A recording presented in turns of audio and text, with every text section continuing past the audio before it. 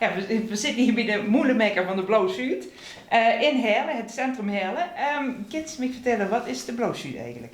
Nou, de Blauwe Zuid is een schip op wielen. Waarover de werkvuur vastelovend eigenlijk, want dat is de primaire taak, de werkvuur vastelovend de regio met bezoeken om overal de vastelovend naar te kondigen. Nou, we zijn onderdeel van de Heerlense Stadsvastelovensvereniging de Wingbulen. En daarin zitten een 20-tal manslui. En die hebben allemaal een eigen functie. Allemaal wel terug te vinden richting het, met name het scheepvaartverleden. In die hoedanigheid bezoek voor Zuid-Limburg, Midden-Limburg, soms ook een stukje Noord-Limburg, maar zeker ook het Belgisch-Limburg en het Duits. Daar hoe dat eigenlijk de oorspronglijk van ons gilde Blauwe Zuid. Ik ben Pascal Thomas. In 2019 word ik stadsprins van Heerlen. En als de stadsprins van Heerlen is geweest, dan mogen ze het jaar daarna solliciteren om als ketelbinkie mee te gaan op de Zuid. Als ketelbinkie wil eigenlijk zeggen dat ze het laagste in rang op de Blauwe Zuid is. Dan mogen ze dan de dek schroeven, dan mogen ze dan zorgen voor de koffers. Mogen zorgen dat alle bemanning op die aan boord is. Kortom, dan mogen ze iedereen met helpen met van alles en nog wat. En als ze dat goed hebben gedaan, dan mogen ze het jaar daarna solliciteren om als kapitein met op de Blauwe Zuid te gaan. En dat voorrecht dat heb ik op dit jaar dan. En wat moet ik me bij die sollicitatieprocedure voorstellen? Er moest een officiële brief schrijven naar het gilde van de Blauwe Zuid in het Heerlens dialect. Waarom dat toe vindt dat toe een geschikte kandidaat is voor op de Blauwe Zuid te gaan. En de vaste bemanningsleden die gaan die brieven selecteren en die nemen dan een beslissing weer met geet op de Blauwe Zuid. Daarom wordt al het koper gepoetst, het kanon gesmeerd en het dek geschroept door de nieuwste gastmatrozen. Een traditionele taak die op jeker schip door de liegste in rang uitgevoerd werd. De kapitein controleert natuurlijk ook of dit allemaal goed gebeurt en wie weet, misschien is hij dan bij hun duip een beetje voorzichtig vuurzen.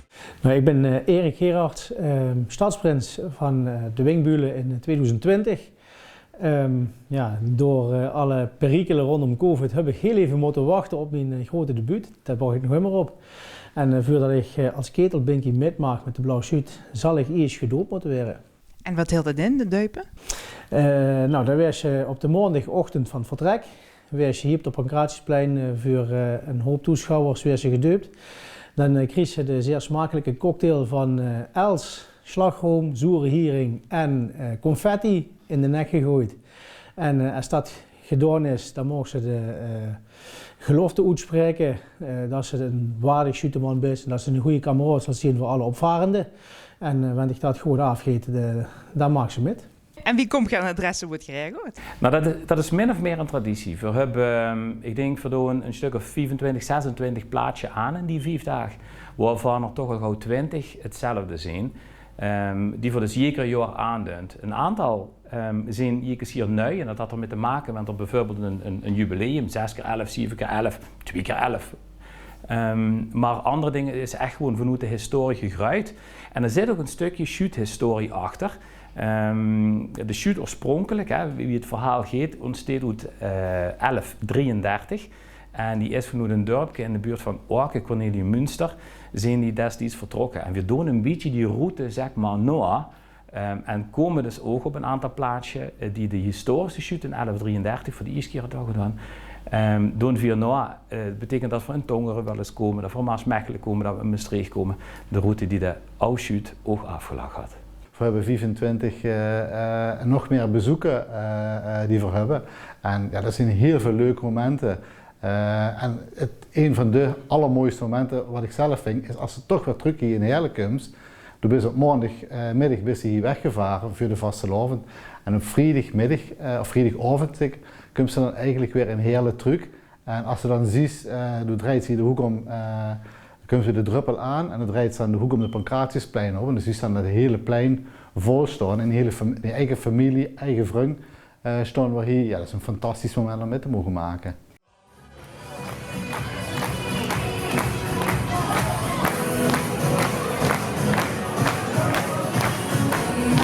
De bemanning van de shoot fungeert als pilotproject. Maar al die schoen en welgemeende woord kennen niet op tegen de ontvangst die ons op de vrijdagavond op het Pankraatsplein van ons Liefstad Heerlen te wachten staat.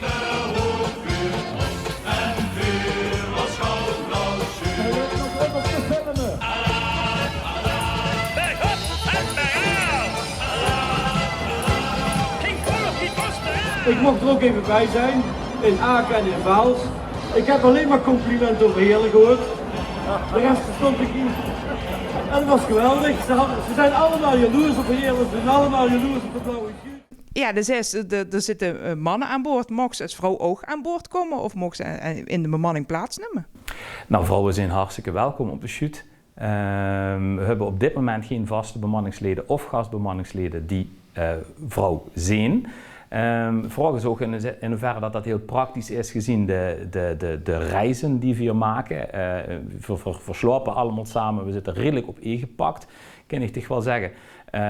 Maar er is nog een wet dat geen vrouw aan boord mag komen. Sterker nog, we hebben afgelopen seizoen een heel bijzondere verstekelingen gehad.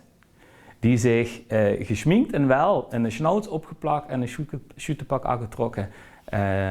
Toch middels metgeweer is in de dag. En ik moet zeggen, dat wordt ergens wel voor herhaling vatbaar. Hoe verheugt ze zich het meest op met het varen met de blauwe schuut? Nou ja, ik als klein kind ga langs de kant en dan huur je van wie af die knallen. En dat wordt iets magisch, want dan weet ze, de shoot komt eraan, de prins komt eraan. Dus dat wordt altijd een hoogtepunt waar ze naar uitkijkt. Ja, nu heb ik volgend jaar de kans om zelf met te maken. Dus ik laat het op me afkomen, ik zie het wel. Nou, ik zou zeggen dan ontzettend veel plezier op het schip. En we hopen dat we volgend jaar weer volledig mogen uitvaren. Dankjewel, dat hoop ik ook.